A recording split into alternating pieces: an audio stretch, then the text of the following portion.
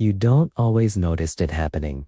The moment after you share something, the pause after you speak, the quiet scan of someone's face for a reaction. You're not just expressing yourself, you're waiting for confirmation. Confirmation that it was okay, that you were understood, that you didn't misstep. The brain doesn't just want to express, it wants to be received. This isn't vanity.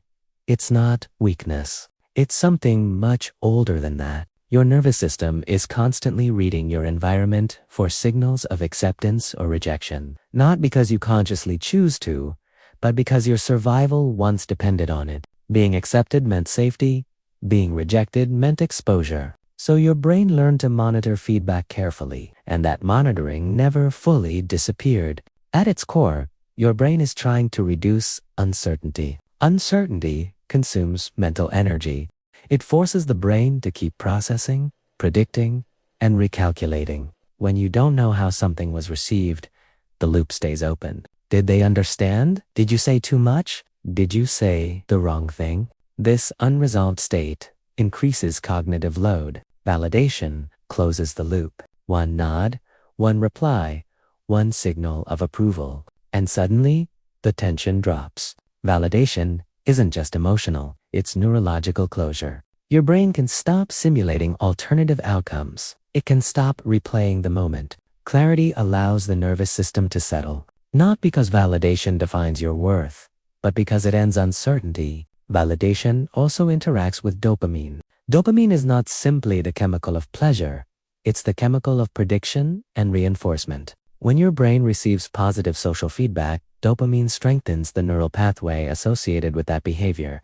It marks it as safe, as successful, as worth repeating. This is why approval can feel relieving, not dramatic, just relieving. The brain remembers where acceptance happened and quietly guides you back there. Over time, this creates patterns. You speak in ways that were previously accepted. You present versions of yourself that were previously reinforced. Not consciously, efficiently. The brain optimizes for social stability because social stability once meant survival. You don't build your identity in isolation. You build it through reflection. Not mirrors of glass, mirrors of reaction. How people respond to you shapes how clearly you see yourself. Without feedback, the brain has less reference, less confirmation, less definition. This creates ambiguity, and the brain dislikes ambiguity. Validation helps stabilize your sense of self,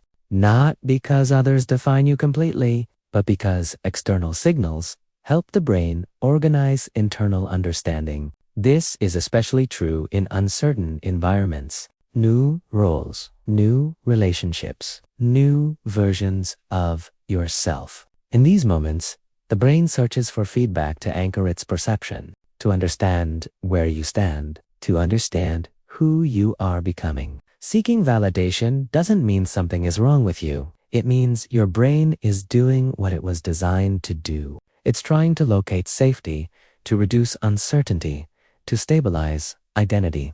The pull toward validation isn't a flaw.